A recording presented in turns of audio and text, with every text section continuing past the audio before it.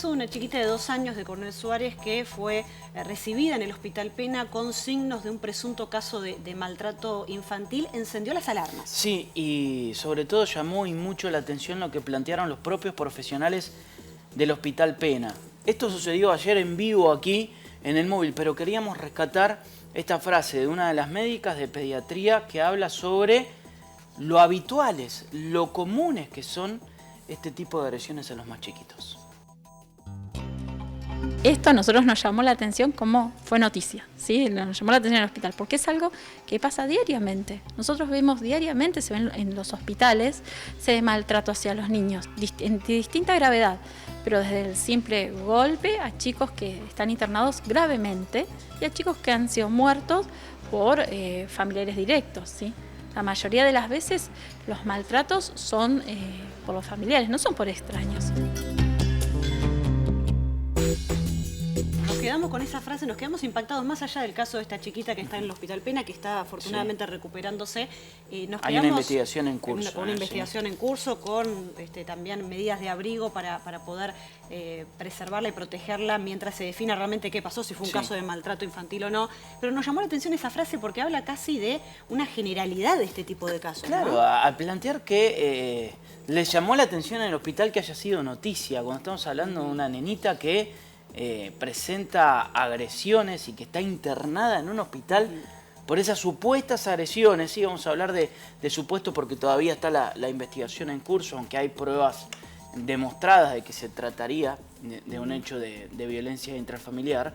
Pero es el caso disparador que nos lleva a preguntarnos realmente si esto es tan frecuente como lo planteaba la profesional. Y fuimos a conversar con uno de los referentes que trabaja en la Comisaría de la Mujer y que asegura que coincide con esta profesional que son muchos los casos de maltrato infantil, que en el caso de la comisaría llega mucho de parte de las escuelas y lo dice así clarito y de manera cruda.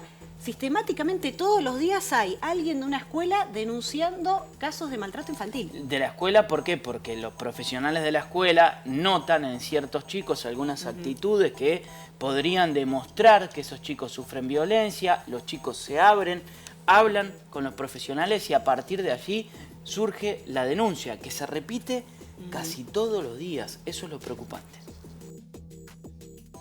Es bastante seguido, no siempre salen, no siempre se enteran, pero esto sucede bastante. Lo mismo con las escuelas. Son las escuelas las que tienen mucho más aceitado esto. Así como ahora está funcionando los hospitales. No siempre el sistema de salud, o por ahí o por desconocimiento, o por falta de compromiso, es la escuela la que siempre tuvo este concepto de que el niño toma conocimiento de niño golpeado, venir a hacer la denuncia o arbitrarla por algún medio. Hoy, por suerte, y creo que gracias a la información que se da, a las capacitaciones que se da, a que van tomando conciencia también que es una manera de ayudar, también el sistema de salud está tomando ese compromiso. De llamar por teléfono y de iniciarse de oficio. Hay un equipo técnico en el Hospital Pena particularmente también, de trabajadora social y psicóloga que también toman conocimiento y ya saben qué es lo que tienen que hacer.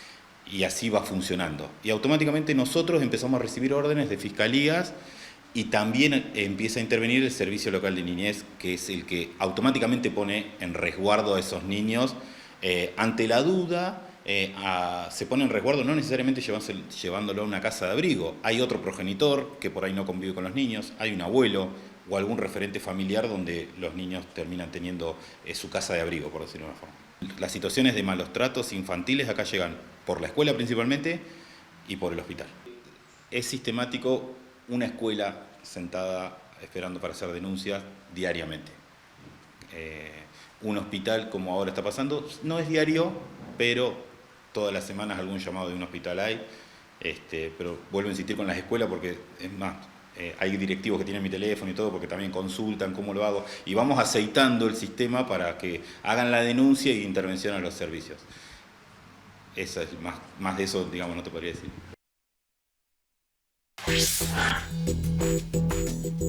Bueno, es gravísimo, ¿no? Es muy fuerte, ¿no? La afirmación y la contundencia, ¿no? De lo mismo. Todos los días hay algún referente de una escuela denunciando casos de maltrato infantil intrafamiliares, ¿no? Porque la gran mayoría de este tipo de episodios se dan con familiares directos. Por eso también lo difícil de destrabar o de resolver este tipo de situaciones, ¿no? Y bien lo planteaban desde la comisaría, ¿no? Los equipos pedagógicos, técnicos de las escuelas ya están entrenados y saben cómo darse cuenta si hay algún chico que muestra algún signo de que está sufriendo este tipo de violencia en su casa, y es a partir de ahí donde surgen las denuncias casi a diario, que es lo gravísimo. Ahora, ¿cómo tratar con esos chicos? ¿Cómo darse cuenta? ¿Cómo abordarlos? ¿Cómo contenerlos? Bueno, esa es la gran pregunta. Vamos a tomar contacto con el móvil en directo. ¿Y qué pasa también con las familias, ¿no? Con esos padres que terminan cometiendo actos de maltrato, a veces con una intención seguramente, porque son delitos, y otras veces tal vez sin intención, porque eso también lo planteaba la profesional, ¿no? Esa periodicidad de ver casos de estas características, porque a veces hasta desconocen lo que están haciendo con sus hijos. Sole, ¿cómo estás? Buenas noches. Buenas noches. Convocamos para poder seguir abordando esta temática tan compleja a una profesional de primer nivel de salud. Estamos hablando de la psicóloga Ivana Ponce, a quien agradecemos su testimonio, y en particular también porque es una profesional que trabaja en territorio, trabaja justamente en diferentes sectores de nuestra ciudad y llevando adelante también un trabajo integral entre distintos dispositivos justamente que intervienen ante casos de maltrato. ¿Es así, Ivana? Sí, buenas noches a todos. Sí, yo trabajo dentro de un equipo de salud interdisciplinario en territorio, en las famosas unidades sanitarias o el viejo concepto de salita médica, que tenemos muchos incorporados.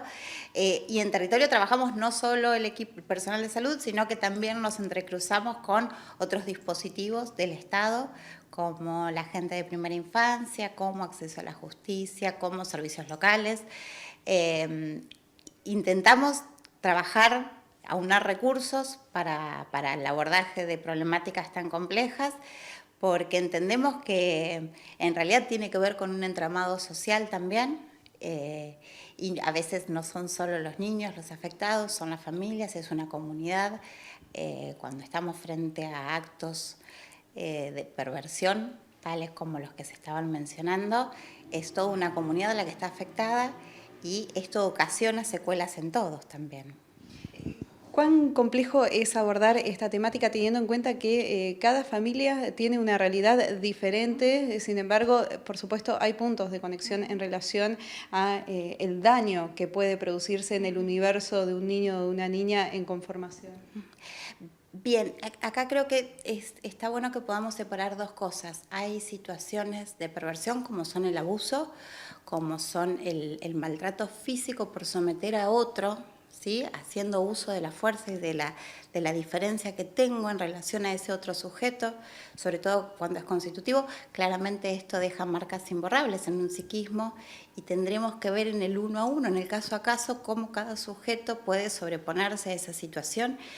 Y es sumamente importante saber cuáles son los elementos de su entorno que pueden acompañarlo y asistirlo para darle contención, ¿no? Porque es básicamente lo que se necesita, restaurar esa contención, trabajar con ese sujeto que pueda encontrar un espacio propio, seguro, libre, para poder expresar el dolor también, por un lado. Y por el otro lado tenemos las pautas de crianza que a veces podemos acordar o no, que hay en determinados territorios, en determinadas comunidades, y que como agentes externos lo único que podemos hacer, lo único y lo mucho que podemos hacer es poder estar ahí y poder problematizar, abrir una pregunta. A veces hay modos de crianza que se trasladan de generación en generación y se normalizan. Y en realidad, solo cuando viene alguien y me cuenta que eso puede ser de otro modo, yo soy libre de poder empezar a elegir. Durante muchísimos años, no sé, uno escuchaba en los barrios, ¿no? Le tuve que pegar porque se portó mal, ¿no? En los barrios y en casa. Claramente, esto en todas las casas, en las familias en general, el famoso cinto, la chancleta de mamá, vemos chistes con respecto a esto. Hoy comprendemos que eso es violencia. Y que cuando en realidad le estoy pegando a un niño, lo que estoy haciendo, independientemente del rol que me encuentre, es sometiéndolo y ejerciendo violencia. Cuando uno puede ver esto de otro modo, dejar de normalizarlo, sin sentirse juzgado frente a eso y empezar a pensar que ese otro es un sujeto de derecho, puedo cambiar mi actitud. Puedo comprender que hay otro modo relacional. Pero para que eso suceda, tienen que haber otros que también estén en condiciones de cuidarme a mí. y un modo de cuidar es poder preguntar, generar el espacio, generar el tiempo, sin que esa familia se sienta juzgada. Cuando hoy se habla de denuncias a diario, justamente, que llegan a la Comisaría de la Mujer, casos que llegan a las escuelas, a los centros de salud, esto nos habla de alguna manera de una cuenta pendiente por parte también del Estado en relación a los recursos que se puede llegar a brindar a las familias para la crianza. Yo creo que sí. Este es un creer propio. Creo que sí. Creo que es una deuda social que tenemos. Creo que hay un entramado social que la violencia pasaba puertas adentro y era una cuestión de la esfera privada de cada familia. Creo que desde hace unos cuantos años y con el cambio de la ley empezamos a poder ver que en realidad la violencia es algo que nos compete a todos. Es el famoso concepto de corresponsabilidad que tenemos, ¿no? Que si yo estoy atendiendo a la unidad sanitaria y viene un niño y me cuenta, aunque sea en la sala de espera, aunque sea en el consultorio, que está siendo violentado, es mi deber como funcionaria hacer algo con respecto a eso.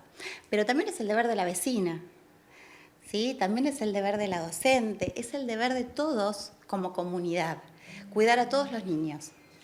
Bien, Delphi, Marcos, Ivana los está escuchando.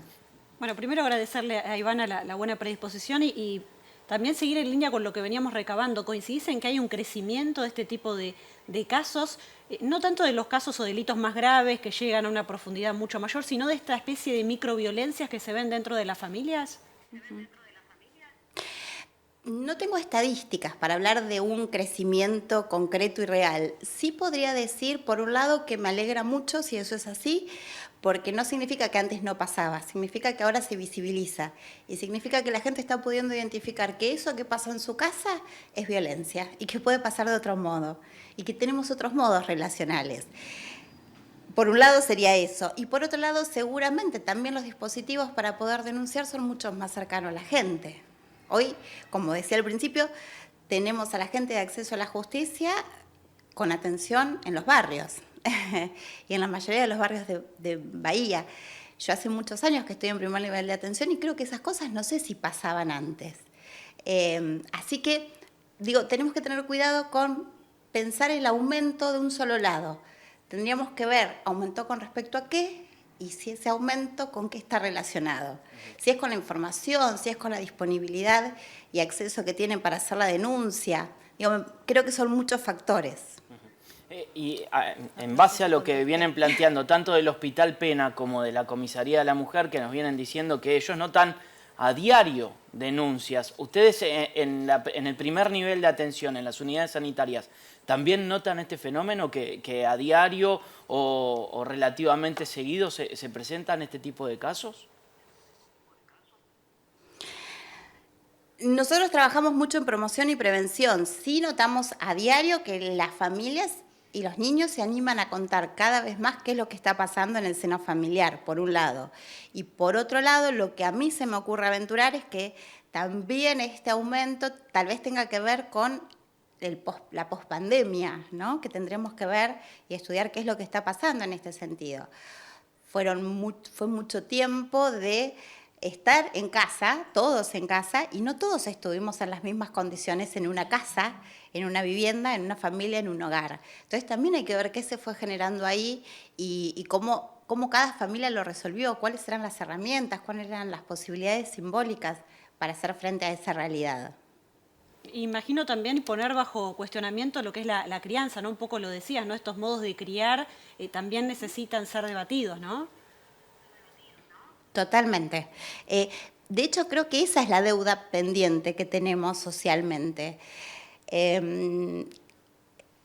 Digo, no todos los niños de nuestra ciudad están teniendo el mismo acceso a los mismos recursos de desarrollo.